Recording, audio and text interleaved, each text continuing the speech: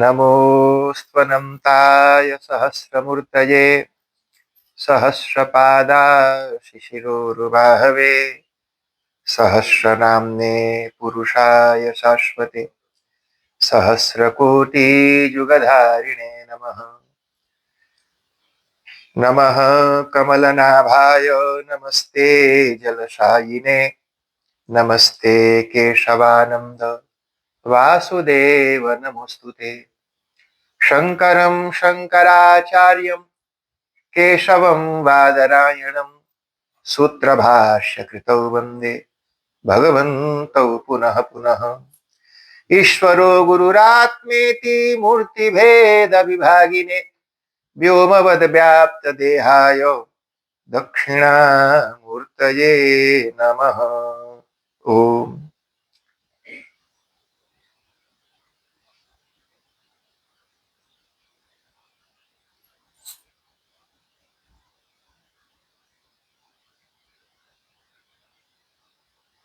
जय बोलो सत्य सनातन धर्म की। ओंकारेश्वर महादेव की जय।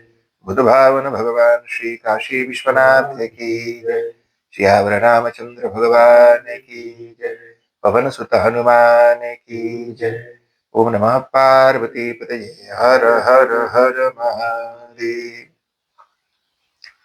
भगवान काशी विश्वनाथ, माता अन्नपूर्णा, भोलेनाथ, सबको हृदय से धन्यवाद है जिन लोगों की कृपा से यह कार्यक्रम आज पूर्ण हो गया।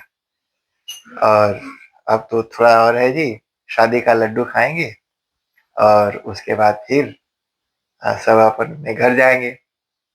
तो भगवान को धन्यवाद, हमारे जो होस्ट हैं इतने धीरज और सब्र के साथ इन्होंने सब कुछ किया है। आपको बहुत बहुत धन्यवाद। बच्चे लोगों को बहुत बहुत धन्यवाद है। बच्चे सच में बहुत अच्छे हैं, इतने शांत स्वभाव के और शांति से मुस्कुराते हुए और बैठ करके सब काम किए और वेरी रेस्पेक्टफुल हैं, केयरिंग हैं, अंडरस्टैंडिंग हैं, हैंडसम हैं, पढ़ने लिखने में इंटेलिजेंट हैं and almost all of them are very soon graduate. तो सब ग्रेजुएट भी हो जाने वाले हैं, जैसे हमारे आदरणीय मुखिया जी ने कल घोषणा की थी। आपके उज्जवल भविष्य की कामना मैं करता हूँ। जैसा कि हमने आपको बताया है, भगवान शिव विद्या के अधिष्ठात्री देवता है। वही ज्ञान देते हैं, वही बुद्धि देते हैं, उन्हीं की कृपा से विद्या में सक्सेसफुल होती है, विद्या सक्सेसफुल होती है। हम काशी में जब पढ़ते थे तो भगवान विश्वनाथ जी के पास जाते थे कि महाराज बुद्धि दीजिए, ज्ञान दीजिए। और अन्नपूर्णा माता जी के पास जाते थे कि काशी में कम से कम भूखे तो नहीं रहे तो कहीं रोटी वोटी की जुगाड़ कर दीजिए। काल भैरव के पास जाते थे जो भगवान शिव के ही अंश हैं कि हमारी रक्षा करिए, कि यहाँ रहें, बीमार न पड़े, कुछ दुर्घटना न घटे। तो ये तीन देवताओं के पास घूमते घामते रहते थे। और फिर संकट मोचन हनुमान जी के पास जाते थे। एक कुछ हमारे ठिकाने थे जो हम ऑलमोस्ट एवरी डे घूमते थे, पढ़ाई लिखाई हो नहीं हो पर यहाँ जाना जरूर था। अभी तो काशी विश्वनाथ मंदिर में इतनी सिक्योरिटी और वो हो गया, और 4-4 5-5 किलोमीटर लाइन। उस समय कोई कुछ नहीं होता था। वो बिल्कुल मंदिर के सामने एक छोटा सा दरवाजा होता, मंदिर भगवान विश्वनाथ मंदिर का। दो चार पुलिस वाले, पुलिस चौकी थी। दिन में 10 दफे जाते थे। हाँ, 10 दफे विश्वनाथ जी का दर्शन करते थे। जब भी गर्मी लगे तो कूद जाओ गंगा जी में, और जब गंगा जी में नहाए तो पानी लेके चढ़ाने भी चले जाते थे। तो वहां से रहे। अब तो बहुत बनारस बदल गया है, बहुत भगदड़ हो गया, और अब थोड़ा वीआईपी कल्चर ज्यादा हो गया। तो लोकल लोगों को अब कोई खास नहीं पूछता। तो भगवान को बहुत बहुत धन्यवाद है, और आप सबको भी बहुत बहुत धन्यवाद है। पहले दिन ही थोड़ी सी प्रेशर में थी। सुनो, अब काहे का प्रेशर है? अब तो निश्चिंत रहिए, रिलैक्स रहिए। और देखो जी, काम तो रोज होता है। हाँ, और अगर मैं यहाँ 6 बजे भी पूरा कर दूंगा ना जी, फिर भी कोई जरूरी नहीं है कि लोग सुबह कल काम से चले ही जाएंगे। फोन कर देंगे कि सिक हैं, और उसके बाद 1 घंटा देर से जाएंगे। और कई बार वो एक्सक्यूज दे देंगे, ट्रैफिक में बजाया गया था। लोग यहाँ ऐसे करते हैं। हाँ, सूत के उठेंगे 2 घंटा लेट और टेक्स्ट करेंगे कि ट्रैफिक में बजाया आता है। तो इस तो इसलिए चिंता क्या करना है, अपना आराम से आनंद से एंजॉय करिए। और जो और हमारे सूत्रधार लोग हैं जी, आप सबको हृदय से धन्यवाद। इधर वो हमारे हैं, ये दोनों भाई साहब हैं आपके देवता, इधर देवी यहाँ बैठी हुई हैं। आप सबने बहुत दिल से सभी जगह पूजा पाठ में आगे बढ़ चढ़ के मेहनत करते हैं, टाइम से आते हैं। और आज तो बिल्कुल समय से आके सारा तैयारी कराया, पूजा हवन कराया, एक्स्ट्रा प्रिपरेशन करते हैं जी। अगर वो नहीं आए होते तो जितना हुआ वहां पर हम उनसे कम करते, क्योंकि उतना जनरली लोगों के घर में नहीं करते। बहुत ओकेजनल और कोई स्पेशल लोग हैं या जिनको थोड़ी बहुत समझ है तो आ करके तो फिर करना पड़ता है, आप स्किप नहीं कर सकते। और जितने भी लोग हैं जी, सभी लोगों को धन्यवाद। हमारे इधर सूर्य जी और साक्षात उमा, हम लोगों ने कल चर्चा की ही थी, उमा भगवती हैं, उनका रूप है। जितने भी लोग यहाँ पर आए जी, नवीन जी रोज आए अपनी श्रीमती जी को लेकर के, और रितु जी भी ऑलमोस्ट एवरी डे समय निकाल करके आए हैं। करीम भाई का भी स्वागत करता हूँ, तो आए। उधर वो शालिनी जी, समनी जी जो भी देखो, वो भी रोज समय निकाल करके आई नेहा को लेकर के। और वो मनोरेवा वाली देवी भी आई। और वो दिखा नहीं रहे नीचे, हवन कुंड की रखवाली तो नहीं कर रहे हैं। हाँ, तो वो भी हैं और सब लोग जी, सबका स्वागत। और आइए अब आपको लेकर के चलते हैं वहां जहां पर बारात में कल एक्सीडेंट हो गया था। तो कल भगवान शिव बारात लेकर के आए, और भगवान शिव की बारात को देख करके जो सास थी बेहोश होके गिर गई। और सास भी गिरे क्यों नहीं?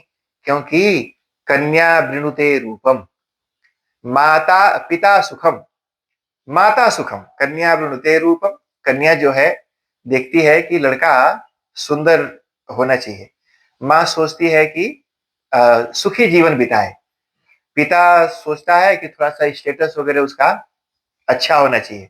माने जो लड़का हो थोड़ा, तब ना वहां जाए तो थोड़ा रोना वोना पीने को मिले, तो थोड़ा स्टेटस स्टेटस उसका अच्छा नहीं चाहिए, रहना चाहिए। नहीं चले ससुराल में जाए, कुछ भेटे भी नहीं करे वहां, तो कई बार थोड़ा स्टेटस देखता है। और जो बाकी लोग आते हैं ना शादी के समय, शादी में जो रिश्तेदार लोग, उनका सारा फोकस रहता है कि हाली से निपटे, और ताकते रहते हैं, शादी की तरफ फोकस नहीं रहता। किचन में ताके क्या क्या खाने के लिए रखा है, और इंतजार करता रहता है। वो पंडित जी जो शादी कराते हैं घूर घूर के ताके, बड़ा लॉन्ग लेता है। हाँ, और वो पंडित जी को घूर घूर के ताके और खाना को मुस्कुराए मुस्कुराए के ताके, कि जितना हाली से इधर हो तो हम उधर टूट पड़े। तो जो बांधव बंधु बंधु बांधव है वो खाना पीना जी। अच्छा चलो, तो माता जी ने सोचा कि कैसे ये हमारी बेटी सुखी रहेगी, ये तो इतना भयानक रूप, और वो जो भूत प्रेत जो जी थे वो तो सब बात अलग अलग तरह के, कल कुछ मैंने आपको सुनाया और कुछ आज भी थोड़ा सा सुन लो। तो बात्या रूप धरा के चित पताका मर्मस्वनाः वक्रतुंडास्तत्र केचिद विरूपाक्षाश्चरे तथा। कहा कि उसमें से कुछ तो जो थे जी हवा, जो प्रेत और भूत जो होते हैं वो वायु रूप होते हैं। जैसे वायु सभी जगह रहता है, वैसे वो वायु की तरह है, कब कहां से सामने आ जाए पता नहीं है। वक्रतुंडा, टेढ़ा मोड़ा मुंह वाले, मैंने किसी का मुंह ऐसे टेढ़ा लंबा निकला एक हाथ का जी, और जरा कि मुंह एक हाथ का बाहर निकला हुआ, ऐसे टेढ़ा घुमाए करके, ऐसे वक्रतुंडा केचित विरूपाहा चापरे तथा करालाहा। और उनके दाढ़ी मूछ किसी किसी के इतने भयानक और डरावने नहीं। जैसे दाढ़ी का तो एक शेप है ना, मान लो किसी का दाढ़ी और भाला का रकम ऐसे बाहर, जैसे कि भोंका जाए। मैंने आप जाए उसको, जैसे न्यूजीलैंड के लोग जी, वो जमावी लोग जो है होंगी करते हैं, और क्या अब पता चला गया होंगी करने और भोंकाया गया, तो वो इस तरह से जी वो बाहर बाहर निकला हुआ। तो इस तरह से उनके थे जी। तो कराला मसरुलाहा केचित केचित खंजाहा, कहा कि किसी के गोड़े नहीं था लेकिन वो चलते थे। अब वायु रूप है, चलने के लिए उनको टांग की जरूरत नहीं है। अच्छा जी, तो चल रहे हैं केचित विरूपाहा केचित मुदगर पाणय, और कोई कोई हाथ में बड़े भयानक भयानक हथियार उथियार भी रखे थे, लेकिन शरीर नहीं दिख रहा है, खुपड़ी नहीं दिख रहे हैं, खाली हाथ में हथियार दिख रहा है। लेकिन जो आदमी है वो नहीं दिख रहा है, कौन पकड़ के रखा है। अब वो आगे है कि पीछे है, कहाँ से दर्द है ये पता नहीं चल रहा है, बस वही दिख रहा है जो ऐसे हाथ में कुछ हथियार लेके आ रहे हैं। और विरुद्ध वाहनाः, माने विरुद्ध वाहन, जैसे आदमी शेर के ऊपर बैठा हो ऐसा तो हो नहीं सकता, तो ऐसे ऐसे प्रेत थे जी जो शेर के ऊपर बैठे हैं। मान लो चूहा सांप के मूड पर बैठ करके आ रहा हो, तो इस तरह के अलग अलग विचित्र वाहन पर बैठ करके आ रहे थे जी। और डमरोर्वादिनः केचित् सिंगनादिनः, जब जानवर मर जाते हैं तो उनकी सींग, तो उस सींग को भी वो लोग बजाते थे। उनकी ऐसे बजाने की कला थी, तो कोई सींग बजा रहा है, कोई डमरू बजा रहा था। और अमुखाहा, किसी का तो मुख ही नहीं था, माने ये यहाँ से ऊपर का हिस्सा ही नहीं है, कैसे यही सब है। एक आदमी जी, एक भूत, अच्छा लोग तो पहले से डराए हुए थे क्योंकि वो एक्सीडेंट हो गया था, तो सब डराए के सक पकाए के बैठे थे, खाना पीना वाले सब अपने अपने खाना से दूर। एक भूत जी, उसका यहाँ का धड़ नहीं है, खाली देही है। और एक आदमी क्या कैसे खोदा, ए कुछ खाने वाने का अरेंजमेंट नहीं किया है। अब तो वो आदमी देखे कि भाई इसका मुंह दिख नहीं रहा है, खाएगा कैसे, लेकिन वो पूछे कैसे। वो सोचा कि पूछ दू कि मुंह है नहीं, खाएगा कैसे, कहीं धर न दे एक मुंह का। वो पूछ रहा है यहाँ से, मुंह नहीं उसका, पूछा कि भोजन पानी का अरेंजमेंट नहीं किया, कैसा कैसा ससुराल है। अभी वो बतिया ही रहा था तो दूसरे बगल से खाली मुंडी घूमता हुआ आ गया। बोला हे ब्रो, जो सोने वोने का खटिया बिस्तर कहाँ है। तो वो सोचा भाई ये मुंडी है, जिधर मर्जी लुढ़क जाए, इसको खटिया की क्या जरूरत है। खाली खाली मुंडी घूमती हुई। तो ऐसे ऐसे जी वो भूत प्रेत वहां पर अमुखाहा अकारा विकरा केचित केचित बहुकरा गणाः अनेत्रा बहुनेत्राश्च विशिराः कुशिरास्तथा अकर्णा बहुकर्णाश्च नाना वेशधरा गणाः। किसी के कान नहीं है, किसी का मुंह नहीं है, किसी का नाक ही नहीं है, किसी की आंख ही नहीं है, किसी को पूरा आंख ही आंख है चारों बगल। तो इस तरह से जी सारे वो ढेर सारे भूत वहां पर आए थे। सब लोग डराई डराई के जहां तहां बैठे, कोई डर के मारे वहां जाए नहीं। अब यहाँ बड़ा टेंशन चल रहा है मैना जी के घर में कि क्या किया जाए। उधर ब्रह्मा जी ने विश्वकर्मा को कहा था कि विश्वकर्मा जी देखो भगवान शिव का विवाह है, तो ऐसे घास पतई के मड़ई बना करके शादी नहीं होगी, थोड़ा मंडप बढ़िया होना चाहिए। अरे तीनों लोकों के अधिपति हमारे दुखों को दूर करने के लिए विवाह कर रहे हैं, तो एक सुंदर विवाह का मंडप बनाइए। तो विश्वकर्मा ने बड़ा सुंदर विवाह का मंडप वहां पर हिमालय के नगरी में तैयार किया था। त्वष्ट्राकृतं तद्विस्कृतं विचित्रं विमोहनं सर्वदिवौकशां हि येनैव सर्वांस विमोहितुं सुरान् समिच्छति प्रेमतयेव युक्त्या पुरा कृतं तस्य विमोहनं त्वया सुविस्मृतं तत्सकलं शचीपते तस्मादसौ त्वां विजिगीषुरेव गृहे ध्रुवं तस्य गिरेर्महात्मनः। वो महात्मा गिरी माने जो हिमालय थे, उनके घर में बड़ा सुंदर मंडप का निर्माण किया। अब वो मंडप को जो मैना है उनको कह रही हैं कि मैं तो ये शादी नहीं करूंगी, या तो ये मंडप को ढहाई दूंगी, या तो जो पार्वती बौराई हुई है उसको जहर खिला दूंगी, या ले जाकर के उसको समुद्र में डुबा दूंगी, या नहीं तो हम खुद ही डूब जाएंगे, लेकिन कुछ भी हो जाए ये शादी नहीं होने दूंगी। मैं कन्यादान बिल्कुल नहीं करूंगी जी, ठान के सास बैठ गई एकदम। तो सास शादी करना नहीं चाहती और लड़की वो ठान के बैठी है। कई बार जी यहाँ पर कई लड़के आते हैं, बोले शादी नहीं हो रही, काहे नहीं हो रही, बोले लड़की पसंद नहीं करती है भैया, लड़की पसंद करती है भैया नहीं पसंद करती है। तो हम देखो भाई लड़की पसंद कर ले। कई लड़के जी ऐसे 45 के, मतलब 40, 45, 48, लगभग 50 होने वाले हैं, लड़का लड़की पसंद करके बैठा रह गया पर उसकी मैया को पसंद नहीं आई। हमने कहा ले भाई, मैया को पसंद करते करते बुढ़ाए गया वो। हाँ, हमने कहा बुढ़िया को कहा लाना, अब शादी के बारे में छोड़, माला देता हूँ, चल बनारस चलते हैं। तो इस तरह से जी शादी की भी उम्र होती है, शादी की भी उम्र होती है, टाइम से करो, बुढ़ौती में क्या करना है शादी करके। अच्छा चलो जी, तो वो बैठी हैं। भगवान को सभी लोगों ने जा करके कहा कि देखो जी, हे प्रभु आप इस तरह से करेंगे तो ये ठीक नहीं है। पार्वती जी गई और जा करके मैनानी अपनी माता को समझा रही है कि देख भाई, जिनको तुम ऐसे भूतों का सरदार समझ रही है, वो भूतों के सरदार नहीं है। और पार्वती ने अपने माता जी को कन्विंस करने के लिए भगवान शिव के बारे में थोड़ा सा कुछ बताया। और क्या बोला जी, कन्विंस तो करना पड़ेगा ना जी। तो कन्विंस करने के लिए पार्वती जी ने कहा, अधिष्ठानम च सर्वेषां कर्ता हर्ता च सप्रभुः निर्विकारी त्रिदेवेशो यविनाशी सनातनः यदर्थे देवता सर्वा आयाता किंकरी कृताः द्वारिते सोत्सवाश्चाद्य किमतो न्यत् परम सुखम। कहा माई, तुम उनको भूतों का सरदार समझ रही है।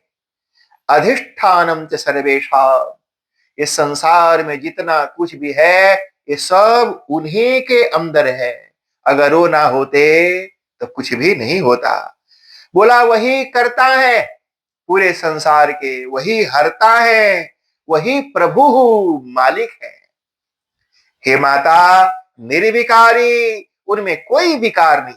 संसार में कोई भी ऐसा नहीं है जिसके अंदर बुराई ना होती, पर भगवान शिव में निर्विकारी, कोई विकार उनमें है ही नहीं। त्रिदेवेशो, जो ब्रह्मा विष्णु शिव जो हैं, उन तीनों के मालिक वही हैं, तीनों देवताओं के ईश हैं वो। अविनाशी, उनका कभी विनाश नहीं होता।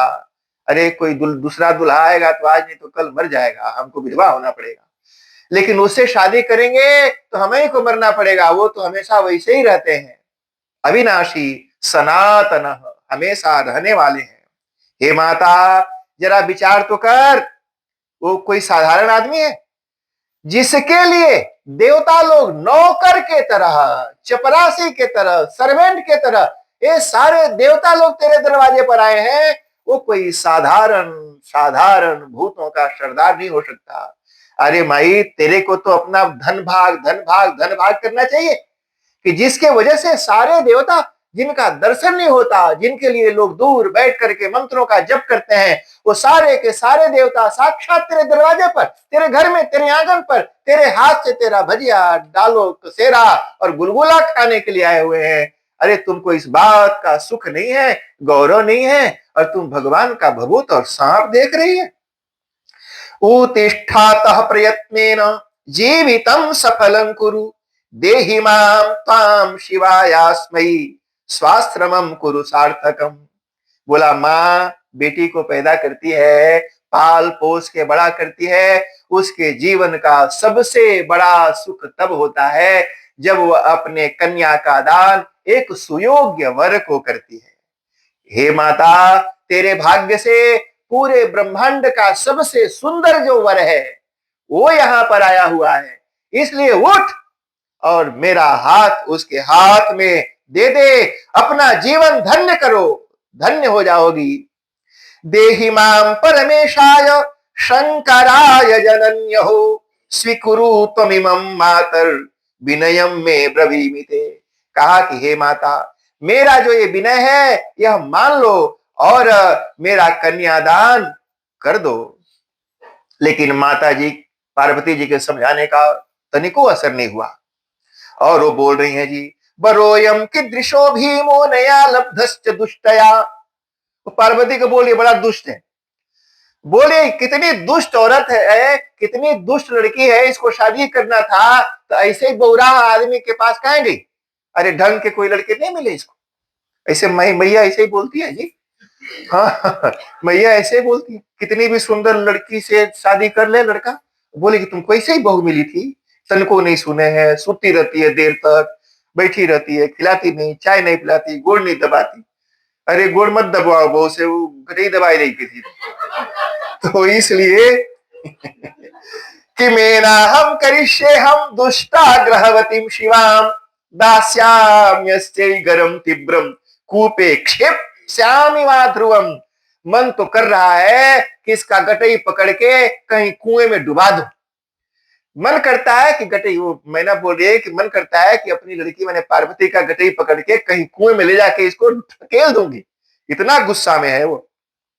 छेत्स्यामि कालिमथवा शस्त्रास्त्रैर्भूरि खंडसः, या तलवार लेकर के इसको काट के टुकड़ा टुकड़ा एकदम जैसे भिंडी काटते हैं वैसे कुतर देंगे इसको, लेकिन हम किसी भी तरह से भले ही कुतर के इसको बहा ही देगा, लेकिन ये बौरा के संग इसकी शादी नहीं करेगा। एक कसम खा कर लिया जी। और निमज्ज सेवा सिंधु, या मत तो खुद ही जाके समुद्र में कूद जाऊंगी जिसे हमको ये करना न पड़े। अथवा स्व शरीरम भी त्यक्ष्याम्यस्वं यथा ध्रुवम न दास्ये संभवे कन्याम दुर्गाम विकट रूपिणे। ऐसा भयानक रूप वाला यहाँ ए सांप, मांगो नेक तो देता है नाग। कहा कि ऐसे ऐसे के घर पर हम नहीं भेजेंगे जी। ये जी देखो भगवान, नेक नेक मांगो नाग दे। अरे भाई जिसके पास जो होगा वही न देगा जी। आप ज्वेलरी पहनते हैं, निकाल के देंगे क्या? नहीं देते। पर भगवान देखो कितने उदार हैं, सबसे कीमती गहना उनका कटई का दे दिया उतार, लो ले जाओ, हम दूसरा पकड़ के लाएगा। तो इस तरह से जी न माता, देखो बोल रही है कैसा दुल्हा है जी। कीदृशोयम वरोयम कीदृशो भीमो अनलया अनलया लब्धस्त दुष्टया कारितश्चोपहासो में गिरेश्चापि कुलस्य ही। सुनो, अपना इंटरेस्ट को दबाना चाहिए। अगर आप मां हैं और पिता हैं तो ध्यान दीजिए, अपने बेटा बेटी के इंटरेस्ट में अपना इंटरेस्ट मत घुसेड़ो। उनका जो सुख है उस जिसमें वो सुख होंगे, क्योंकि उनका जो जीवन है ना जी। अरे भाई आप और हम तो हमेशा उनके साथ नहीं रहेंगे, लेकिन जिसको वो चुन रहे हैं वो तो उनके साथ रहेगा ना। तो इसलिए उन दोनों के बीच में कोई ऐसा कलह मत पैदा करो जिससे उनका जीवन खराब हो जाए। एक बात और, एक बात और सुनो, हम हैं पिछले 30 साल पुराने आदमी, तो हमारा दिमाग 30 साल पुराना है, और वो आज के 30 साल के बाद कैसी दुनिया होगी उसकी प्लानिंग और तैयारी कर रहे हैं। तो हमारा ओल्ड माइंड, ये पुरानी गाड़ी है, ये 1970 का टोयोटा है। हाँ, और अभी इलेक्ट्रिक कार दौड़ेगी 20 साल के बाद, तो वो अपना दिमाग वो रकम ट्यून किए हुए हैं। तो हमारे और उनके में बिग गैप है जी, बिग गैप है। ऐसा खाली एज गैप नहीं, थिंकिंग का भी गैप है। इसलिए उनके इंटरेस्ट में अपना इंटरेस्ट नहीं डालना चाहिए। अपन इंटरेस्ट को दबाओ और उनके इंटरेस्ट के लिए काम करो। लेकिन ये मैना जी अपना ही बीच में इंटरेस्ट डाल दिया। ये बोल रही है कि देख लड़की को हमारा मजाक बना दिया, इस सोसाइटी में हमारी तो हंसी उड़ा रही है। एक बात बताओ, अगर मूड पिराएगा तो सोसाइटी आएगी दबाने के लिए, यही लड़कवा बचवा दबैयन सब जो बगल में बैठे हैं। भाड़ में जाए वो सोसाइटी। सोसाइटी के लिए हम अपने बेटा और बेटी से दुश्मनी करेंगे? सोसाइटी के लिए हम अपने बेटा बेटी का गला उनके सुख का गले घोटेंगे? अरे मुझे भूख लगेगी तो सोसाइटी खिलाने नहीं आएगी, बीमार पड़ूंगा तो सोसाइटी हॉस्पिटल नहीं ले जाएगी, रात को कुछ हो जाए तो सोसाइटी नहीं आएगी। यही लड़के बच्चे जो अगल बगल में रहते हैं यही देखभाल करेंगे। इसलिए सोसाइटी की परवाह क्यों करते हो? सोसाइटी क्या सोचेगी? अरे ये सोच कि लड़का क्या सोचे हमारे बारे में, अगर हमने ऐसा किया तो ये लड़की क्या सोचेगी अगर हमने ऐसा किया तो। इसलिए लड़का लड़के को खुश करो, सोसाइटी को नहीं। इस सोसाइटी को सोच रही है कि इस समाज में मेरा मजाक उड़ा दिया, लोग क्या कहेंगे। अरे तो कुछ तो लोग कहेंगे, लोगों का काम है कहना, कुछ तो लोग कहेंगे। छोटो छोड़ो बेकार की बातों में कहीं बीत न जाए रहना, कुछ तो लोग कहेंगे, लोगों का काम है कहना। छोड़ो बेकार की बातों में कहीं बीत न जाए रहना। ये छोटा सा जीवन जी, एक का कहीं ऊ का कहीं ऊ का कहीं, इसके चक्कर में जिंदगी बीत जाती है हमारी टेंशन में। तब वो लोग कहना नहीं छोड़ते हैं जी। पूरा जीवन हमने उस समाज के बारे में सोचा, फिर भी उन लोगों ने कहना बंद नहीं किया। एक मौका मिला जी जीवन के हमारे हजारों गुणों को छोड़कर, और एक दुर्गुण को बार बार टॉर्च बार बार के दिखाएगा। इसलिए ऐसे उस सोसाइटी को भाड़ में जाए, छोड़ो उसको। इसलिए बरोयम कारितोश्चोपहासो, देखो समाज में मेरी हंसी उड़ा दी इसने। और फिर बोलती है न माता न पिता भ्राता न बंधुर गोत्र जोपि नो स्वरूपम न चातुर्यम न गृहम वास्य किंचन। जिसकी माँ का पता नहीं, बाप का पता नहीं, कोई भाई नहीं है, कोई इसका सगा संबंधी रिश्तेदार नहीं है, कौन से गोत्र का है नहीं मालूम। हमारे यहाँ शादी होती है बनारस में, यहाँ लोगों से पूछो आपका गोत्र क्या है, लोग नहीं जानते। वहां शादी होती है तो पूछते हैं तुम्हारा गोत्र क्या है, फिर पूछते हैं तुम्हारा प्रवर क्या है। सुना है प्रवर? तो नाम ही नहीं सुना होगा। गोत्र ही नहीं जानते तो प्रवर कहां से जानेंगे। बोले तू तेरा प्रवर बता। अब वो पूछे भाई कि प्रवल पूछे कि परवल पूछे, मैंने परवल जानते हैं कि परवल एक सब्जी है। अरे प्रवर पूछे कि परवल पूछे, भाई हमारे घर। बोला तुम्हारा प्रवर क्या है? बोला हमारे घर परवल नहीं होता। फिर बोले तुम्हारा वेद कौन सा है, तुम्हारी शाखा कौन सी है। अरे बड़ी भारी परीक्षा होती है जी। तो ये सब वर्ण तब शादी होती है, जाने जहां जहां जाके शादी कर लिया। फिर बोला न स्वरूपम न चातुर्यम, कहा कि ना तो रूप है ना तो बुद्धि है, तन को बुद्धि नहीं है इसके अंदर। अगर बुद्धि होती है ऐसे तो नंग गड़ंगा था। तो बुद्धि भी नहीं है, कोई घर भी नहीं है, ऐसे पहाड़ पर रहता है, कहां ले जाकर के तेरे को रखेगा। न वस्त्रम नाप्यलंकारा सहाया के पितस्य न, कहा कोई वस्त्र धारण नहीं किया, कोई ज्वेलरी नहीं पहनी, कोई इसका सहायता करने वाले लोग नहीं है। वाहनम न शुभम यस्य, कहा अच्छी गाड़ी भी नहीं है इसके पास, देखो तो बैल पर बैठ के आया, कोई गड़ियो नहीं है, कहां तुमको बिठा के घुमाएगा। तो इसलिए बैल पर चढ़ करके आया है।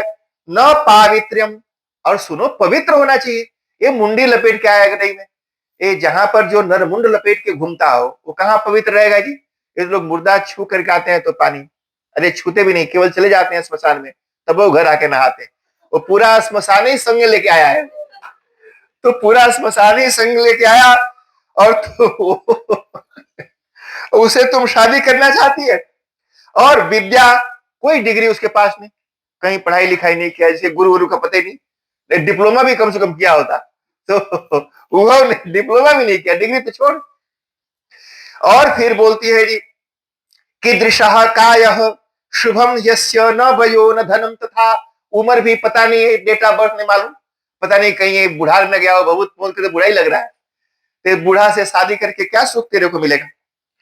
फिर बोलती है जी कायः आर्तिदः किम विलोक्य मया पुत्री देहास्मै, कहा किम विलोक्य मया पुत्री देहास्मै स्यात् सुमंगला, कहा कि क्या देख करके मैं इसे तुमको दान करूं, मैं तो नहीं करूंगी, कसम खा लिया। तो मन ही मन माता पार्वती ने भगवान शिव का ध्यान किया और निवेदन किया, कहा कि हे प्रभु कृपा करिए और अपना ये रूप थोड़ी देर के लिए छोड़ दीजिए, क्योंकि ये अब बहुत हो गया लीला, क्योंकि भगवान शिव भी तो लीला ही कर रहे थे। तो भगवान से निवेदन किया कि आप अपना ये रूप छोड़ करके और थोड़ा सा सुंदर रूप बना लीजिए। भगवान बड़े सुंदर हैं जी, भगवान शिव सभी देवताओं में सबसे सुंदर, सबसे हैंडसम देवता भगवान शिव ही हैं। उनके जैसा सुंदर, उनके जैसा सौम्य कोई दूसरा देवता है ही नहीं।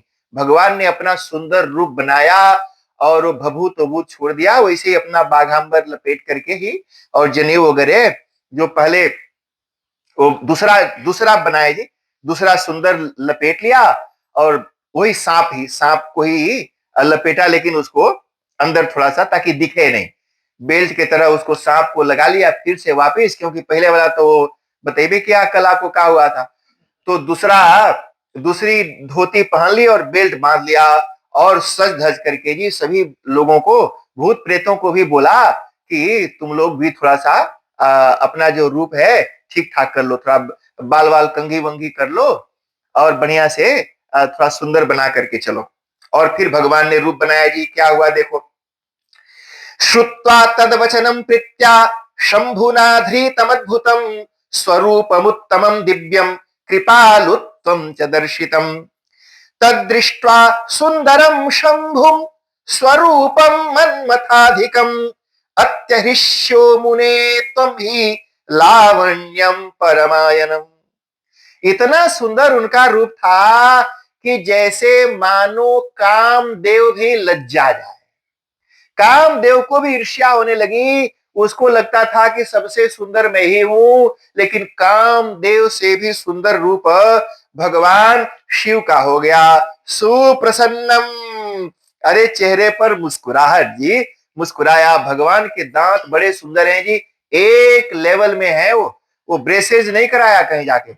हाँ, वो विदाउट ब्रेसेस बिल्कुल एक लेवल में चमचमाते हुए भगवान के दांत। सुप्रसन्नम सुहासम च सुलावण्यम मनोहरम।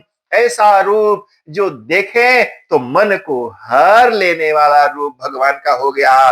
गौराभम, सुनो, मुस्कुराहट से ना जी वैसे ही आदमी सुंदर लगता है। आदमी मुस्कुराता है वो अच्छा लगता है। और अगर ऐसे मुंह नाक बनाया, सिकुड़ा नाक सिकुड़ के मुंह बना करके ना जी, अच्छा आदमी भी राक्षस लगता है। तो इसलिए हमेशा चेहरे पर मुस्कुराहट रखनी चाहिए। मुस्कुराहट में बुरा आदमी भी अच्छा दिखता है और गुस्सा में अच्छा आदमी भी बुरा ही दिखता है। गौराभम, सुंदर उनका रूप है जी, कर्पूर के समान गोरा। चंद्ररेखा विभूषितम, और सूर्येण छित्रम मूर्धनि चंद्रेण विशोभितम सर्वथा रमणीयम च भूषितश्च विभूषणैः। सुंदर आभूषण आदि भी धारण किए जी, क्या कमी है उनके पास जी। अरे वो भगवान शिव भभूत पोंछ करके दे देते हैं तो रावण लंका जैसे सोने की नगरी का मालिक बन जाता है। वो भगवान शिव स्वयं के लिए आभूषण की क्या कमी, सुंदर आभूषण धारण कर लिया, सुंदर वाहन पर बैठ गए। गंगा च जमुना चैव विधत्तस्म सुचामरे। एक तरफ गंगा, दूसरे तरफ यमुना, सुंदर स्त्री का रूप धारण करके पंखा झल रही है भगवान शिव के साथ साथ। और सिद्ध्यष्टौ पुरतस्तस्य कुर्वन्ति स्म सुनर्तनम। जो सिद्धियां होती हैं, 8 सिद्धि जिसको बोलते हो, एक सिद्धि भी हो जाए तो जिस सिद्धि से संसार की सारी शक्ति और संपत्ति प्राप्त हो जाती है, वो सारी सिद्धियां भगवान शिव के आगे आगे नाच कर रही हैं, नाच रही हैं वहां पर। ये जी बरात का सुंदर। मया च तदा विष्णुरिंद्राद्या हेमरास्तथा स्वं स्वं वेशम समुद्भूष्य गिरिसेनाचरुण्यताः। सुंदर सुंदर रूप धारण करके देवता लोग भी चारों बगल जी नाच गाना होने लगा। सब नाचने लगे, सांप भी झूम झूम के नाच रहे हैं, भूत भी नाच रहे हैं। अब वो बेल्ट के तरह जिस सांप को बांधा था, वो देखा कि सारे मेरे भाई बंधु नाच रहे हैं और हमको यहाँ पकड़ के बांध दिया है। फिर उसको याद आया कि बोलने नहीं, I have to be responsible. लेकिन थोड़ी देर में भुला गया वो भूल गया कि मैं कुछ इंपॉर्टेंट काम कर रहा हूं। सरका निकल के जी, सरका की नाच करूं। भगवान ने उसकी मुंडी पकड़ी है, तू यहीं रुक, तू यहीं रुक, नहीं तो प्रॉब्लम हो जाएगी। तो उस सांप को नहीं नाचने देगा, तुमको बांध लेना चाहेंगे, तुम अभी यहां रुको। फिर क्या था जी, इस तरह से भी मज्जनम कुर्वती काचित। अच्छा, जब इतना सुंदर रूप भगवान ने बनाया तो फिर उस रूप को देख करके जो सास थी उसकी बुद्धि पलट गई। वो जो पहले जहर खाना चाहती थी और खिलाना चाहती थी, अब वो मुस्कुरा गई और मुस्कुरा करके बोली, अरे सच में ये तो लड़कवा बड़ा हैंडसम है, ये इतना सुंदर दुल्हा, अरे मेरी मत मारी गई थी। और अब बुलाया बेटी को और बोलती है, धन्या पुत्री मदीया च यया तप्तम महत्तपः यत् प्रभावान महेशान त्वं प्राप्तो इह मद्गृहे। अरे तू धन्य है हे पार्वती, अरे कितना अद्भुत तुमने तप किया, जिस तप के प्रभाव से ये साक्षात भगवान महेशान हमारे घर में दामाद बन करके आए हुए। अरे तू बड़ी अच्छी बिटिया है, मुझे माफ कर देना। ये जी संसार के लोग हैं, जब उनके मन के लायक नहीं होता है तो गरियाते हैं, और जब मन के लायक होता है तो हाथ जोड़ करके आगे पीछे डोलते हैं। मया कृता पुराया वही शिव निंदा दुरत्यया ताम क्षमस्व शिवाश्वास्मिन सुप्रसन्नो भवाधुना। मैंने पहले जितना भी भला बुरा कहा था उन सब के लिए मुझे क्षमा कर दीजिए। ब्रह्मा जी ने दृश्य देखा, ब्रह्मा जी ने कहा, जितने भाग भाग करके अपने घर में लुक गई थी औरतें और बच्चे, जब उनको पता चला कि अरे ओला सब दुल्हा सब गए और कोई बड़ा सुंदर हैंडसम दुल्हा आ गया है, सब भागे। एक स्त्री नहा रही थी, तो नहा रही थी, पूरा कपड़ा गीला था, साबुन लगा रही थी, तो एक हाथ में साबुन था, कुछ साबुन लगा था, कुछ लगा रही थी। उसको पता चला तो इसे हाथ में साबुन लिए हुए ही आधा साबुन पोते पाते ही भाग के आ गई। अरे कहीं देर न हो जाए, नहीं आगे लोग जा करके घुस जाए, हमको मौका ही नहीं मिले। तो भाग करके आ गई जी। एक तो अपने बच्चे को दूध पिला रही थी, उसको वैसे ही छोड़ करके आ गई। एक अपने हस्बैंड को खाना परोस रही थी, भात परोसा था और दाल डाल रही थी, वो करछी थरिये में छोड़ के भाग आई। और काची तु स्वामिना सेवाम सखयुक्ता विहाय च सुचामर करा प्रीत्या गच्छाम्भोर दर्शनाय वै काचित् तु बालकं हित्वा पिबन्तं स्तन्यमादरात् अतृप्तम शंकरम दृष्टुम जयऊ दर्शन लालसा। कहा कि दर्शन की लालसा से सब के सब जो जहां तहां था, एक स्त्री अपने पैरों को रंग रही थी, आधा ही रंग पाई थी और वो आधा वैसे ही वो नेल पॉलिश हाथ में लिए लिए ही यहाँ पर देखने के लिए आ गई। कोई खाना छोड़ करके आ गई, कोई काजल लगा रही थी, आधी आंख में लगाई थी, आधा अभी लगा ही नहीं था, वो आधा ही काजल लगाए आ गई। कोई भी बाल बना रही थी, इधर वाला चोटी बनाया था, इधर वाला खुला ही रह गया। तो इस तरह से आ गई जी। भगवान को श्रृंगार से कुछ भी लेना देना नहीं है। आप कैसे दिखते हो, कितना भी अच्छा अपने आप को सजा लो, भगवान से ज्यादा सुंदर थोड़ी ना हो सकते हैं। इसलिए भगवान को तो हमारी भक्ति पसंद है, जैसे हो, जिस रूप में हो, जिस हाल में हो, सब वहां पर पहुंचाए जी। कामिनी कांतमग्रम कोटि चंद्राननाम्बुजम कोटि स्माराधिक कीर्तनो छबिम सर्गाग सुंदरम। बड़ा सुंदर रूप बनाया। सभी बाराती लोगों ने भी अपना सुंदर रूप बनाया और सब अच्छे से रूप धारण करके विवाह करने के लिए आगे बढ़े। जो उधर से हिमालय ने कहा, देखो शादी में जनेऊ होता है, ये जनेऊ लेकर के आई थी इनको पहनाने के लिए। तो वो अब जनेऊ जेबे में रख के घूम रहे हैं। अच्छा पॉकेट में रख के घूम रहे हैं। तो कई बार जी हमारे यहाँ ब्राह्मण होते हैं, ब्राह्मण लोगों का जनेऊ 8 साल में हो जाना चाहिए, बहुत हुआ तो 9 साल, 10 साल, 11 साल, मैंने जितना हाल ही हो जाए कर दो। क्षत्रियों का भी 12 साल के पहले, वैश्यों का भी हो जाता है जनेऊ, तो इनका जनेऊ संस्कार करते हैं। कई लेजी लोग होते हैं कि खान पीन में बिजी हो गया, तो उनका शादी के समय उनका जनेऊ पहना देते हैं। भगवान शिव का जनेऊ बोला, इन दोनों का जनेऊ करा दो शादी के पहले, तो शिव भगवान को जनेऊ पहना दिया गया, सुंदर जनेऊ। कहा पार्वती को भी पहना दो। सुनो, प्राचीन काल में औरतों का भी यज्ञोपवीत संस्कार किया जाता था, ऐसा ग्रंथों में लिखा है, यहाँ शिव पुराण में भी लिखा और भगवान मनु ने भी लिखा। पूरा काले तु नारीणा मौजी बंधन विष्यदे। प्राचीन काल में औरतों का भी जनेऊ होता था और कई बार जनेऊ को आपने देखा होगा, माता जी लोग ऐसे कमर में नाड़ा की तरह ब्लैक कलर का एक डोरा बांधा करती थी, बांध करके रखा करती थी। देखो जी, श्रुत्याचारम भवाचारम विधाय यथार्थतः शिवामलंकृताम चक्रु शिव दत्त विभूषण। भगवान शिव ने सोचा, जो मेरी होने वाली पत्नी है उसके लिए भी सुंदर आभूषण देना चाहिए। भगवान शिव ने सुंदर आभूषण भेजवाए पार्वती के लिए। होता है ना जी, दुल्हा अपनी होने वाली दुल्हन के लिए कुछ, यहाँ तो लोग खाली एक रिंग लेके चला जाता है, एक रिंग लेके जाएगा और वो 10 दफे फोटो कैमरा के बगल दिखाएगा, ऐसे 10 दफे कैमरा के बगल दिखाता है कि देखो रिंग पहनाता है। और एक जी मंगल सूत्र जी, भगवान ने बड़ा दिव्य ज्वेलरी जी, अलग अलग तरह के आभूषण जी, जो 16 श्रृंगार होते हैं, अलग अलग तरह की ज्वेलरी, बालों में लगाने वाले अलग, हाथों में पहनने वाले अलग, नाक में पहनने वाले अलग, कान में पहनने वाले अलग, बिछिया पैर की उंगलियों में पहनने वाले अलग, हाथों में पहनने वाली अंगुली अंगूठी, बिछिया, पायल, ये सब दिया। ये जी आजकल तो बिछिया तो बिछो गया है एकदम बिछिया से बिछो होगा, लोग जन्मे नहीं कि बिछिया, बिछिया है, बिछिया, बिच्छू नहीं।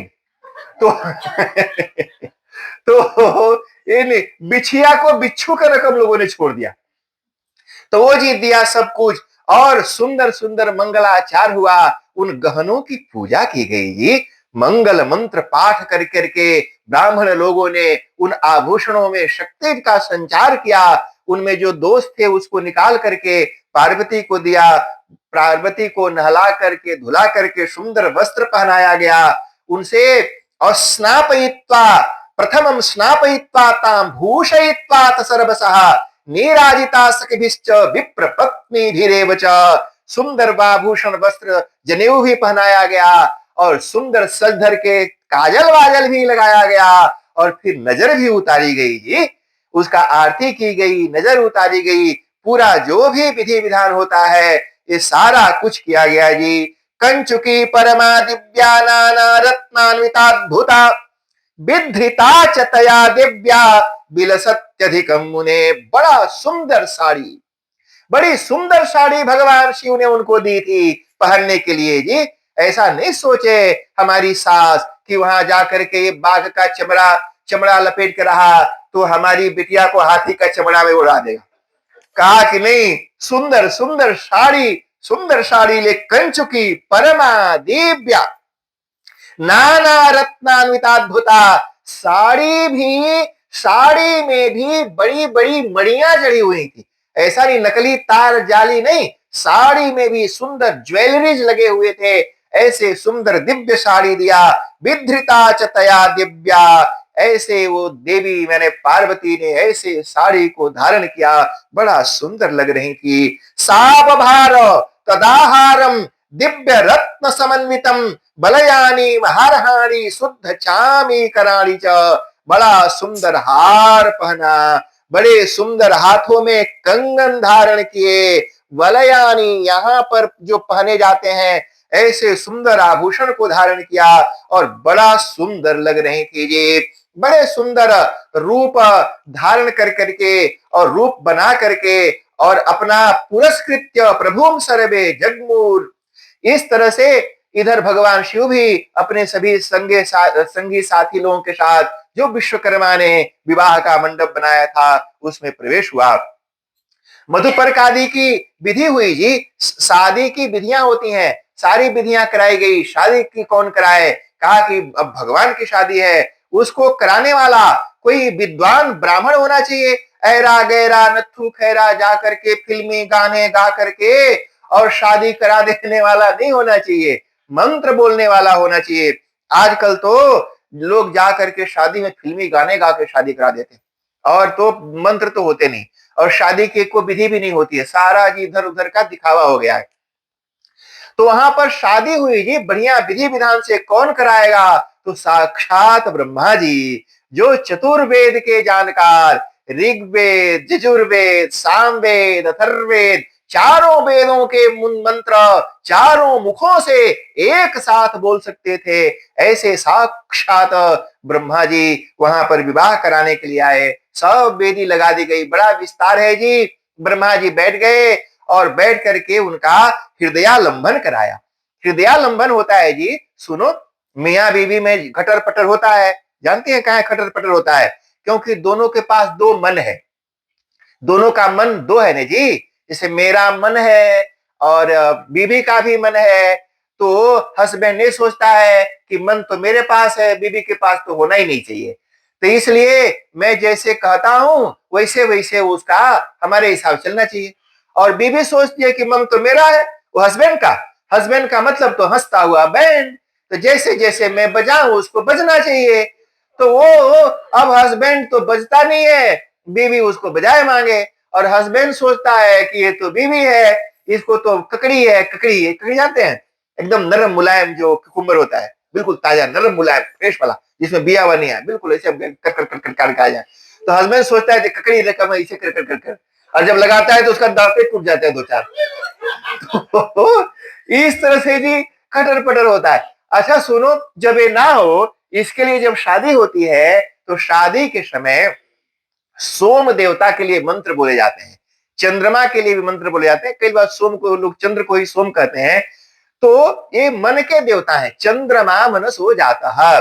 कहा इससे प्रार्थना की जाती है चंद्रमा से, क्योंकि मन, मेरे मन पर मेरा कंट्रोल नहीं, घरवाली के मन पर घरवाली का कंट्रोल नहीं, और किसी के भी मन पर किसी का कंट्रोल नहीं। आपका मन आपका है नहीं है, लोग बोलते हैं मेरा मन है, नहीं है। एक अम्मा मेरी कथा चल रही थी कहीं की, वहां पर आई, उनको डायबिटीज है, हाई ब्लड प्रेशर, और बिल्कुल डायबिटीज की तो भयानक है जी। उनको मीठा खाना तो छोड़ो, देखना भी मना है। और और इतनी मोटी जी, कितनी मोटी है सोच भी नहीं सकते। वो जब कार में बैठती है तो कार ऐसे हो जाती है। तो वो आती है जी और कोने में बैठेंगी और जब प्रसाद बंटता है तो उसमें हलवा, बर्फी, लड्डू, जिलेबी, खीर देते हैं। तो जब वहां जाते हैं तो बोलते हैं थोड़ा सा और खीर डाल दो, थोड़ा और 2-4 चम्मच खूब हलवा खीर देते हैं, खाती हैं। उसके बाद बोलती है कि अलग से थोड़ा सा 1 कटोरी और खीर लाओ। भरपेट 2-3 प्लेट प्रसाद खाने के बाद फिर खीर लाते हैं, थोड़ा जिलेबी भी लाओ। और वो खीर में बुड़ाई बुड़ाई के वो जिलेबी खाती है 6-7 थे। और 6-7 से जिलेबी खाएगी, उसके बाद वो कोक पिएगी, चाय पिएगी, पूरा गटई तक डकार मारती है, फिर हमा बगल ताकती है। इतना खाने के बाद और फिर मुझे बोलती है गुरु जी डॉक्टर मना किया।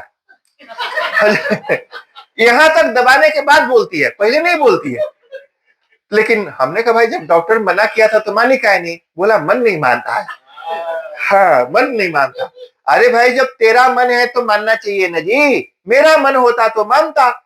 हम अलार्म लगाते हैं कि सुबह 5 बजे उठेंगे और थोड़ा वॉक पर जाएंगे, और 5 बजे अलार्म बजता है तो उसका मुंह बंद कर देते हैं और अपना मुंह ब्लैंकेट से बंद कर देते हैं।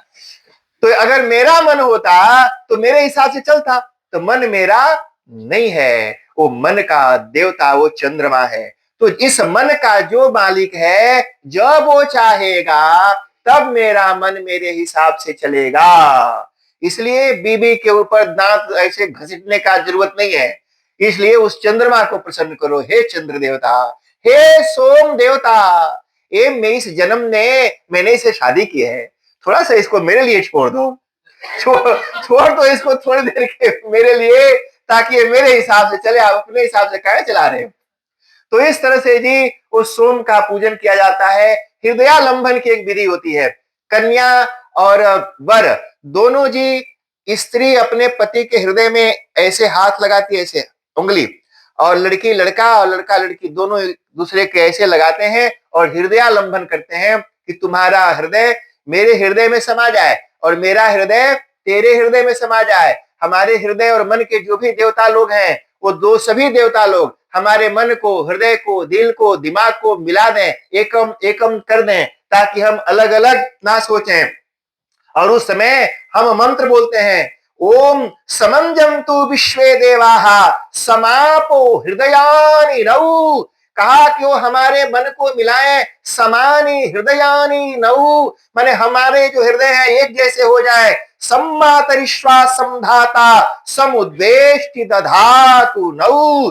कहा कि वो देवता लोग हमारे मन को, मस्तिष्क को, हृदय को मिला दें। वो ब्रह्मा जी ने वहां पर दिव्य मंत्रों का पाठ किया, समंजन कराया, हृदयालंबन कराया, मधुपर्क कराया, ये सारी जो विधियां थी कराया। और फिर कन्यादान की विधि के लिए उन्होंने कहा कि महाराज अपना गोत्र बता दीजिए, आपका गोत्र क्या है।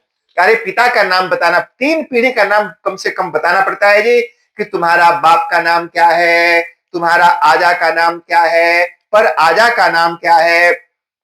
तो बोला और गोत्र क्या है, प्रवर क्या है, वेद क्या है, शाखा क्या है, इतनी सारी इंफॉर्मेशन होना चाहिए जी। अच्छा चलो, तो उनका तो गोत्र ही नहीं मालूम, जैसे पूछे तो देवता लोग घबरा गए। कहा कि क्या बताएंगे। तो उन्होंने बोला, अस्य गोत्रम कुलम नाम नैव जानन्ति पर्वत विश्व ब्रह्मादयो पीह परेशान का कथा स्मृता। कहा कि इनके माता पिता दादा और गोत्र तो ये ब्रह्मा विष्णु कोई देवता को भी नहीं पता है। इसलिए महाराज ऐसा क्वेश्चन मत पूछो। स्वगोत्रम कथ्यताम शंभो प्रवरश्च कुलम तथा नाम वेदम तथा शाखाम मां कार्षि समयात्ययाम। कहा कि समय बीत रहा है, जल्दी करो, कन्यादान का मुहूर्त निकल रहा है जी। ये तो जानते ही नहीं थे। अब ब्रह्मा जी हिमालय अड़ गए। कहा कि जिसका जात पात पता नहीं, गोत्र माँ बाप पता नहीं, इसे कैसे कन्यादान होगा। तो कहा इन्हीं से पूछो, तुम लोगों को नहीं पता है तो लड़के से पूछ, इसको तो अपने बाप का पता होगा, आजा का पता होगा। तो शिव भगवान की तरफ मुंह करके पूछा।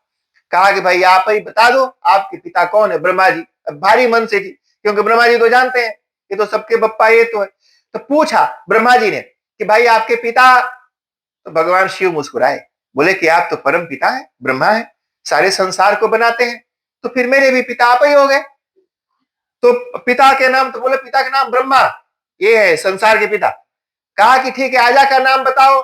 तो बोला कि आपका जो पिता है कौन है। तो बोला विष्णु, उनके नाभि से निकले थे। तो बोला जो आपका बप्पा हम आजा हो गया, तो आजा का नाम विष्णु। कहा कि पर आजा का नाम बता। बोला मैं ही सबका पर आ जाऊं। तो इस तरह से जी कन्यादान की विधि की वहां।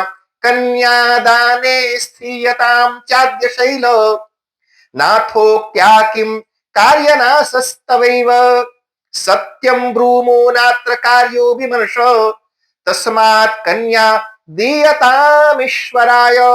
ये ईश्वर है, भगवान शिव का एक नाम है ईश्वर। कहा कि ईश्वर को कन्या दान कर दीजिए। और ब्रह्मा जी ने कहा, क्या कहा जी, इमाम कन्याम तुभ्यमहम ददामि परमेश्वर भार्यार्थाम परिगृहिणीष्व प्रसीद सकलेश्वर। हिमालय को हाथ में जी कन्या का हाथ। कन्यादान की भी एक विधि होती है, एक प्रॉपर प्रोसीजर है जिसको फॉलो करना पड़ता है विवाह के समय में। तो वो सारे प्रोसीजर को फॉलो किया और ब्रह्मा जी ने मंत्र बोला।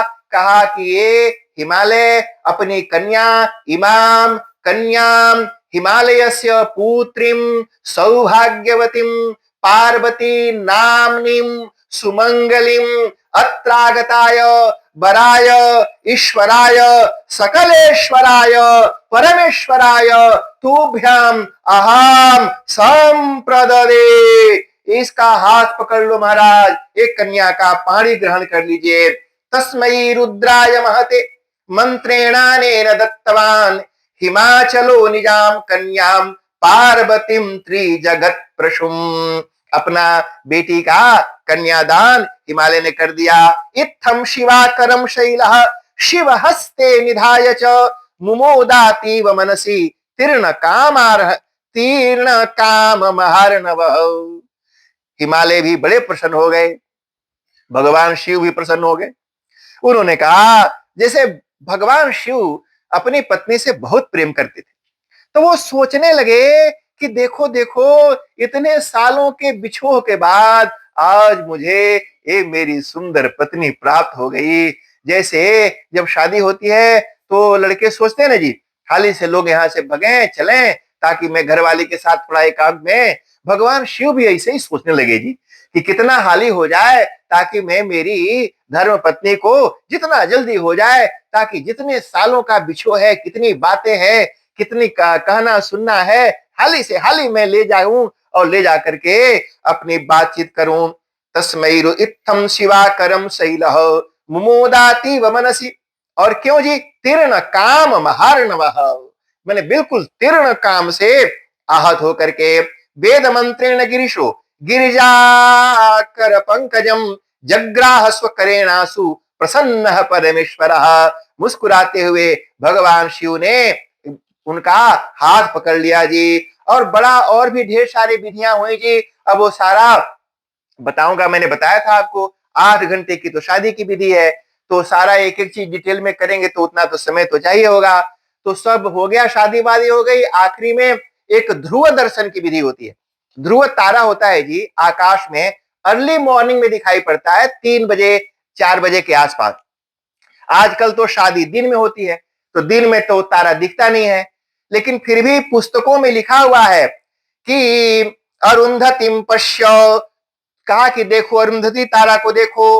और ध्रुवा द्यौर ध्रुवा पृथ्वी ध्रुवम विश्वमिदम जगत ध्रुवा सह पर्वता इमे ध्रुवा स्त्री पतिकुलेयम ओम ध्रुवमसि ध्रुवम त्वा पश्यामि ध्रुवैधि पोष्येमयि मह्यम त्वादात् बृहस्पतिर्मया पत्या प्रजावती संजीव शरदाशतम। मंत्र पढ़ते हैं उस समय। और ये लड़की लड़का को ऐसे हाथ करके आकाश में बोलती है, वो ध्रुव तारा का दर्शन करो, अरुंधति तारा का दर्शन करो। और फिर पूछती है कि देखा तारा दिख रहा है? अरे दिन में तो तारा दिखता नहीं है, लेकिन फिर भी ग्रंथ में लिखा हुआ है ना भी दिखता हो तो भी पति को बोलना चाहिए कि हाँ तारा दिख रहा है। मानो हस्बैंड को हम तैयार करते हैं, उसको प्रिपेयर करते हैं कि अगर बीबी दिन में भी तारा दिखाए तो अगर बीबी दिन में भी तारा दिखाए तो हाँ बोलना और कहना कि हाँ बिल्कुल ब्राइटर देन नाइट। जैसे रात में दिखता है उससे भी चमकदार अभी दिन में दिखे। तो क्योंकि पंडित जी लोग एक्सपीरियंस होते हैं जी। हाँ, तो वो लोग एक्सपीरियंस होते हैं। सुनो, बादाम खाने से बुद्धि नहीं आती है, ठोकर खाने से आती है। हाँ, लोग बोलते हैं बादाम खाओ बुद्धि आएगी, ना ना, बादाम खाने से नहीं, ठोकर खाने से, चोट खाने से। तो चोट खाए हुए होते हैं पंडित जी लोग, तो इसलिए वो अपना एक्सपीरियंस शेयर करते हैं कि देख अभी से आदत डाल ले, अगर दिन में भी बीबी बोले हाँ आर्यन एमन, बीबी दिन में भी तारा दिखाए तो एकदम बी प्रिपेयर्ड, बोलो हाँ बिल्कुल अच्छा से चमत्कार। तो इस तरह से जी, इस तरह से वो ध्रुव दर्शन कराया, बड़ी भारी विदाई हुई। हिमालय ने बड़ा ढेर सारा दान दिया, दक्षिणा दी, बड़ा दहेज दिया जी। विदा करते समय देना चाहिए। उन्होंने ढेर सारी दासियों को भी दिया। बहुत खुश हो गए, प्रसन्न हो गए, सब के सब चारों तरफ खुशी हो गई कि देखो देखो ये तो हमारा कल्याण हो गया। अब तो देवता लोग प्रसन्न हो गए कि अब तो भगवान की शादी हो गई। और फिर क्या था जी, उसी समय जो कामदेव की पत्नी थी रति, जिसके पति को जला करके भगवान ने भस्म कर दिया था, वो आकर के खड़ी हो गई और हाथ जोड़ करके प्रार्थना करने लगी कि हे प्रभु, आप तो अपनी सुंदर पत्नी को प्राप्त कर लिए और ले करके जाओगे, और हमारे पति को तो आपने जला के भस्म कर दिया। अब मैं क्या करूं? अब आप तो एंजॉय करोगे शादीशुदा जीवन, गृहस्थी का जीवन, और मैं ऐसे बिछोह विरह के अग्नि में कब तक तड़पूंगी? कृपा कर दो महाराज, आप हमारे ऊपर कृपा कर दो। और गृहीत्वा पार्वतीं प्राप्तम सौभाग्यमति दुर्लभम किमर्थम प्राणनाथो में निस्वार्थम भस्म सात कृता। कहा कि महाराज आपने भस्म कर दिया मेरे पति को, कृपा करो, आप तो मृत्युंजय हैं, मृत्यु को जीतने वाले मृत्युंजय महादेव, त्राहि मां, मेरी रक्षा करिए, शरणागतम, मैं आपके शरण में आई हुई हूं, मेरे पति को जिंदा कर दो, मेरे पति को जिंदा कर दो, मेरे जीवन में बड़ा दुख है। और वो भगवान तो आशुतोष हैं, वो तो आशुतोष हैं। उन्होंने जैसे ही सुना, और भगवान ने क्या किया, इति तद वचनम श्रुत्वा प्रसन्नो भून महेश्वर, भगवान महेश्वर प्रसन्न हो गए और कृपा दृष्टिम चकारासु करुणा सागर प्रभु, उन्होंने अपनी क्रोध की दृष्टि जिस कामदेव के ऊपर की थी, उसी कामदेव के ऊपर अब कृपा की दृष्टि डाली। पहले क्रोध की दृष्टि डाली थी, अब कृपा की दृष्टि डाली। और जैसे ही कृपा की दृष्टि उस कामदेव के ऊपर पड़ी तो क्या हुआ, सुधा दृष्टिया सुलभृतो भस्मतो निर्गत स्मरः तद्रूप वेश चिन्हात्मा सुंदरोद्भूत मूर्तिमान। जैसे ही उन्होंने अपनी कृपा दृष्टि डाली तो उससे जी सुधा दृष्टिया, उसमें से अमृत के बूंद उनकी उस दृष्टि से उस काम के ऊपर गिरे, और वो काम देव जी उस भस्म से जो भभूत था, उस भभूत के अंदर से मुस्कुराता हुआ कामदेव की जय। कामदेव के बिना दुनिया नहीं चल सकती, प्रकट हो गए। तद्रे तदेव रूपम, जैसा रूप था उनका जलते समय बिल्कुल वही रूप, वही वेश, बिल्कुल वही चिन्ह निशानी सब। ऐसा नहीं ना कि रति को लेकर कोई दूसरा है, लगना चाहिए ओरिजिनल है, जो जला था वही है।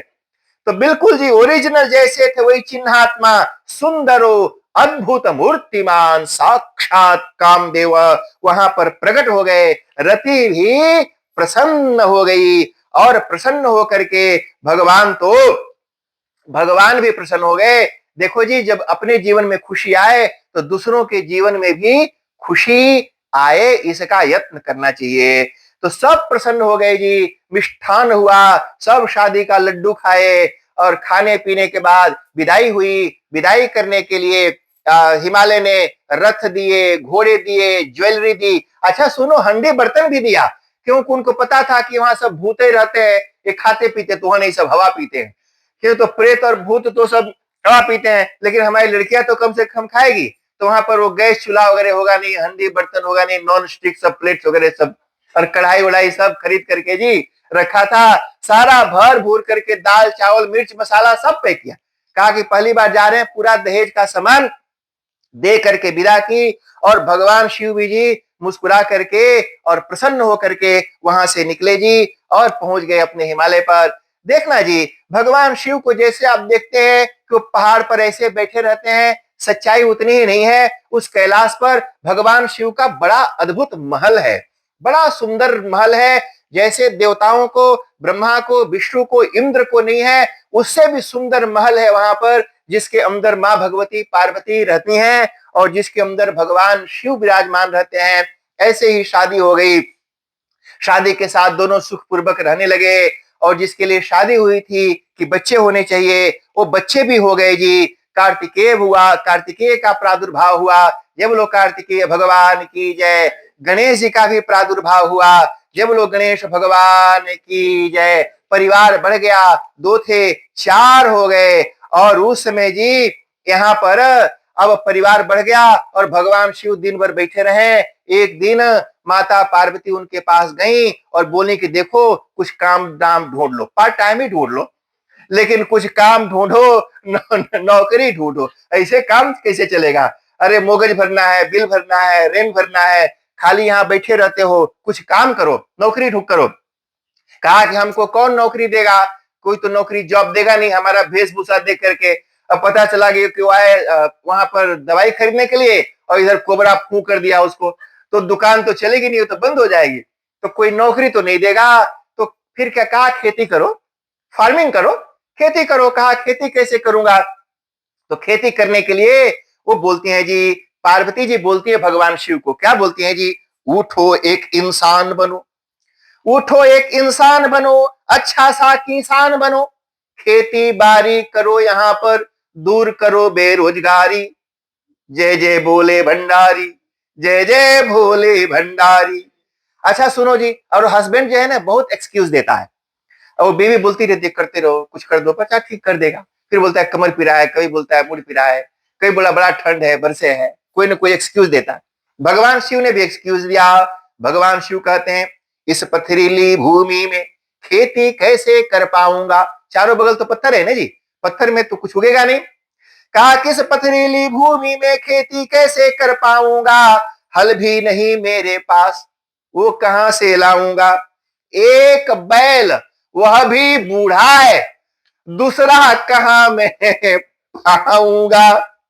कहा को बैलो बूढ़ा है, उस पर तो खुद ही बेचारा चल नहीं पाता है, हल रख दूंगा तो बैठ जाए, तो हल रखूंगा तो बैठ जाएगा, और क्या करूंगा? ये बड़ा लंबा है ये, लेकिन ये 2-4 ही आपको सुना दिया।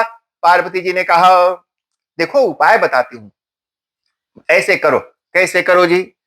रामाद्याच यमेदिनीं धनपते बीजं बलालांगलम, प्रेतेशान महिषं तवास्ति वृषभौ, फालं त्रिशूलं कुरु, शक्ताहं तव चान्नदान करणे, स्कंदोस्ति गोरक्षणे, खिन्नाहं हर भिक्षया कुरु कृषिं, गौरी वच पातु वह।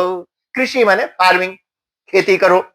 कहा कैसे करूंगा? तो माता पार्वती ने बताया, रामाद्याच यमेदिनी, कहा परशुराम जी क्षत्रियों को संहार किया और सारी धरती के मालिक हैं, और वो आपके तो परम भक्त हैं, उनको बोलो 2-4 एकड़ जमीन नहीं दे देंगे आपको, उनसे मांगो 2-4 एकड़ फार्मिंग लैंड कहीं दे देंगे आपको। तो रामाद्याच यमेदिनी धनपतेर बीजम, कुबेर खजानों का मालिक, वहां से मांग लो थोड़ा सा मकई का बिया या गेहूं का बिया, भिंडी का बिया, धनिया का बिया, कटहर वटहर सब जो भी चाहिए, हाँ आपको वहां से दे देंगे। वहां से मांग लीजिए, बिया मांग लो कुबेर से। तो रामाद्याच यमेदिनीम धनपतेर बीजम बलालांगलम, कहा कि हल जोतेला। कहा कि सुनो, कृष्ण और बलराम अभी दोनों रहते हैं वहां पर द्वारका में, और बलराम जी हल लेके घूमते हैं, और उनके किसी काम तो है नहीं कहीं खेती तो करता नहीं, खाली कंधा पर लेके घूमता है, उनसे मांग लाओ जाओ। बता दिया। रामाद्याच यमेदिनीं धनपतेर बीजं बलालांगलम, कहा कि मान लो मांग लिया। ये बूढ़ा बैल, ये भी अकेले है, अकेले थोड़ी ना हल चलेगा, कहा कि वो जमराज आपका परम भक्त है, आपका बैल बूढ़ा है पर जमराज का भैंसा बड़ा हट्टा कट्टा है, अगर एक कमजोर भी रहेगा तो वो घींच देगा, इसलिए उससे बोलो वो खलिया वहां पाक रहता है, पार्किंग में, रोज रोज तो जाना नहीं है, इसलिए जमराज का भैंसा मांग लो। रामाद्याच यमेदिनीम धनपतेर बीजम बलालांगलम प्रेते सान महिषम, और तवास्ति वृषभ, एक भैंस और दूसरा बैल, दोनों की जोड़ी, तवास्ति वृषभ, और फाल, कहा कि हल में एक वो फाल लगता है लोहे का, ऐसे लगता है जो जोतता है, कहा कि बलराम जी के हल में, हल तो है पर वो जो जमीन में घुस कर खोदता है वो लोहे का एक पतला सा जो लगा रहता है उसको फाल कहते हैं, फाल। कहा को फाल तो है नहीं, कहा कि आपका एक त्रिशूल टांग के रखते हो कौन काम आएगा, कहा कि त्रिशूल फाल के जगह पर लगा लो, उसमें तो एक रहता है, इसमें तो तीन है ज्यादा जो फालम त्रिशूलम कुरु, भगवान ने कहा कि ये तो माई छोड़ नहीं रही है कोई रकम। उन्होंने कहा देख, जब खेत में किसान काम करता है तो घर वाली थोड़ा घर से बना बना के वहां ले आती है, खाना पीना, थोड़ा दरुका की तरकारी, थोड़ा कटहर, थोड़ा सा दल भरी और कभी भाजी बाजी भी, और वहां खेत में ला के अपने हस्बैंड को खिलाती है। तो तू कैसे करेगी ये सब?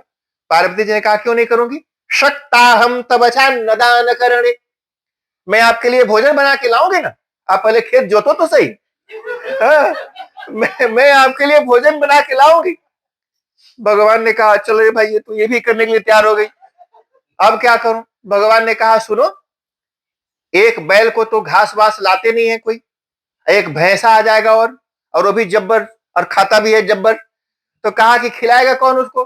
बोला कि अब बच्चे बड़े हो गए, एक गणेश और कार्तिक दोनों को लगा दूंगी, घास लाएंगे और खिलाएंगे, गणेश और कार्तिक दोनों को जुटा दूंगी, और स्कंद बड़ा है, होशियार है, स्कंदोस्ति गोरक्षणे खिन्ना हम हर भिक्षया कुरु कृष्ण, ऐसे फुकटिया बैठे रहते हो दिन भर यहाँ पर, हमको नहीं अच्छा लगता, उठो कुछ काम धाम करो, उठो एक इंसान बनो, अच्छा सा किसान बनो, फार्मिंग करो।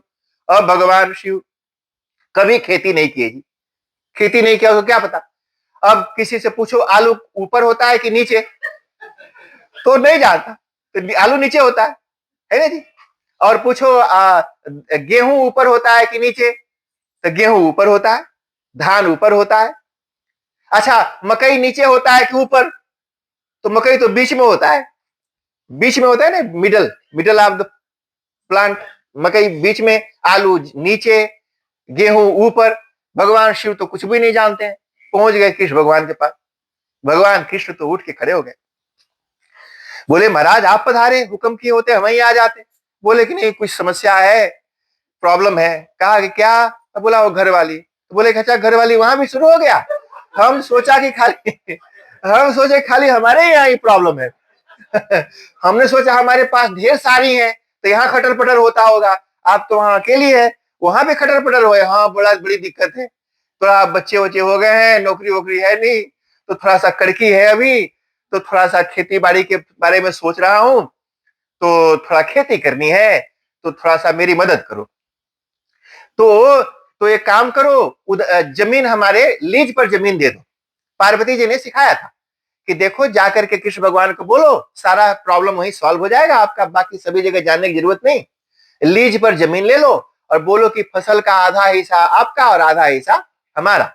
भगवान शिव ने पूछा कि कौन सा हिस्सा उनको और कौन सा हिस्सा हम लेंगे, तो बोला कि उनको बता देना, पहले बता देना कि देख ऊपर वाला मेरा और नीचे वाला तेरा, ऊपर वाला मैंने मेरा, मैंने गेहूं धान बोएंगे तो ऊपर वाला सब हम ले आएंगे, नीचे वाला तो मैंने कृष्ण भगवान के हिस्से कुछ जेबे नहीं करेगा, सारा हम ही लेके आ जाएंगे। पार्वती जी चालाक है, होशियार है, बिल्कुल हस्बैंड को पूरा पाठ वाठ पढ़ा के भेजा, और हस्बैंड तो भोला, एकदम भोला भंडारी, कुछ जनबे नहीं करे। कृष्ण भगवान के पास पहुंचे, बोले कि महाराज अब थोड़ा आप गाइड भी कर दो, हमको फार्मिंग का एक्सपीरियंस नहीं है, थोड़ा जमीन लीज पर दो, आधा आधा होगा। तो भगवान ने कहा ठीक है महाराज, सारा जमीन आप ही का है, जहां मर्जी जोत के बो दो, ये तो जो है सब आपका। बोला कि ये तो ठीक है पर बोऊं क्या? बोला आलू बो दो, हाँ आलू बो दो, जैसा पार्वती जी ने कहा है वैसे करते। भगवान शिव ने कहा ठीक है आलू की खेती करते हैं। अरे भगवान शिव ने बड़ी मेहनत की, 6 महीना खेत जोता, आलू बोया, उसको सिंचाई की, फसल तैयार हो गई। भगवान शिव ने कहा पक गया, हाँ पक हो गया, जैसा माता जी ने कहा वैसा करो। तो भगवान गए, ऊपर ऊपर ला काट के बैल पर लादा और चल पड़े। जब भगवान निकल गए तो भगवान कृष्ण ने कहा भाई वो गए, तुम सब आलू खोद के निकाल लो।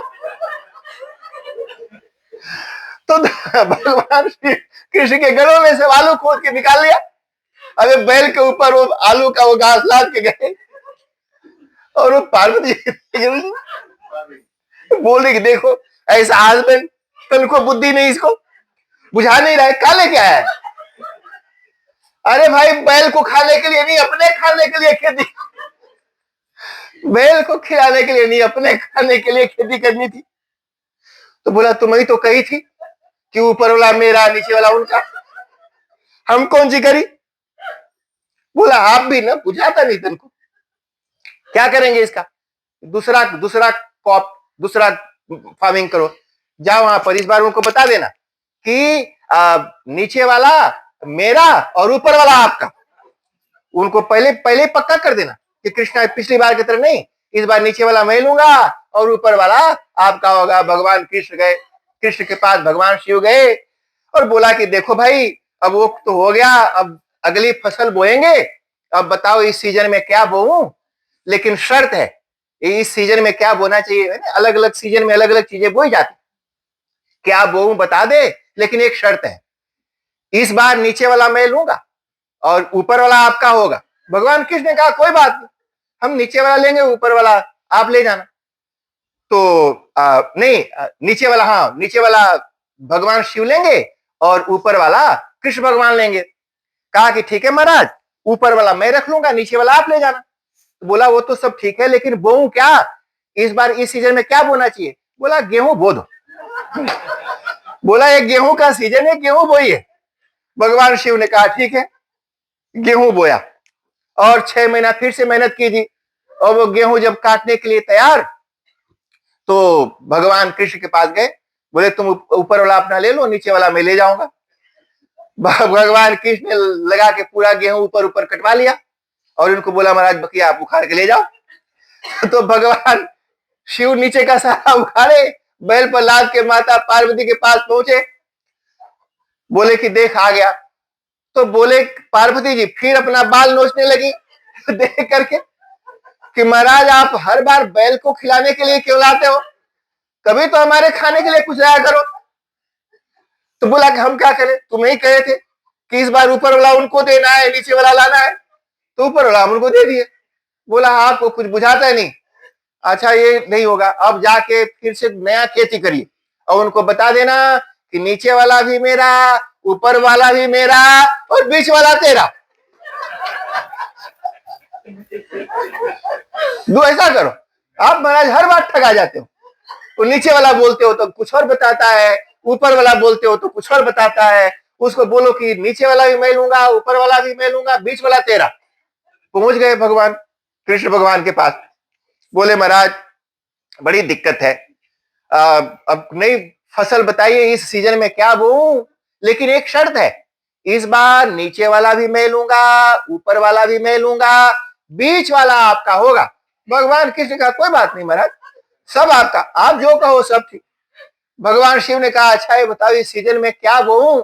भगवान ने कहा मक्का बोइए, मकई बो, मकई का सीजन चल रहा है।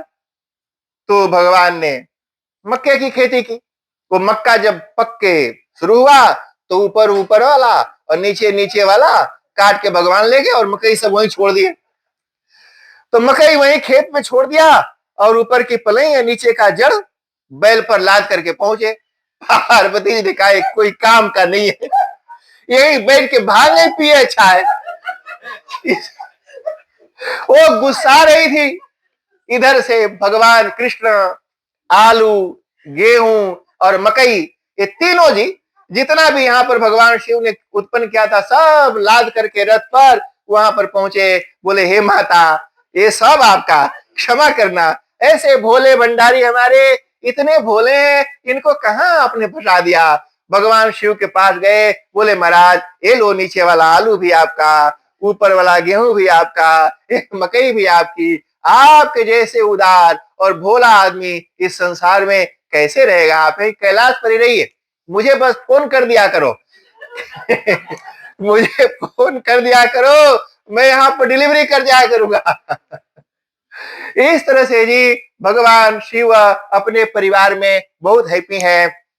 छोटे छोटे बच्चे जी, जैसे ये तो दोनों बड़े प्यार से एमन और आर्यन बैठे हैं जी। देखो इन दोनों में कितना प्यार है। वहां पर गणेश और कार्तिक हमेशा आपस में लड़ते रहते हैं, रोज लड़ाई होती है जी। कभी कार्तिक गणेश जी का नाक पकड़ के झूल जाते हैं। गणेश जी का नाक है लंबा, तो कार्तिक नाक पकड़ के झूल जाते हैं। बोलते हैं देख नाक है तेरा कि क्या है ये बांस के रकम इतना बड़ा। गणेश जी बोलते हैं तू अपन देख ना, गणेश जी का 6 मुंह है। बोलते हैं तू अपन देख, हाँ कार्तिक का 6 मुंह है। गणेश जी कार्तिक को बोलते हैं तू अपना तो देख, 6 मुंह और इतनी आंखें, बाप रे बाप, 1 2 3 4। चिढ़ाने के लिए नहीं जी, गिनते हैं। गणेश जी कार्तिक का आंखें गिने, 6 मुंह तो 12 आंख, तो गिने 1 2, ये आदमी है कि राक्षस है, 5 6 7 8 ऐसे। तो फिर कार्तिक को गुस्सा आता है, तो गणेश का बड़ा बड़ा जो कान है हाथी का, वो पकड़ के हिलाते हैं। ये कान है कि सूपा है? ये सूप कान है कि सूप पंखा हिलाने के लिए रखा है? अरे रोज लड़ाई होती है जी दोनों में, और रोते रोते जी, गणेश जी छोटे हैं और कार्तिक बड़े हैं।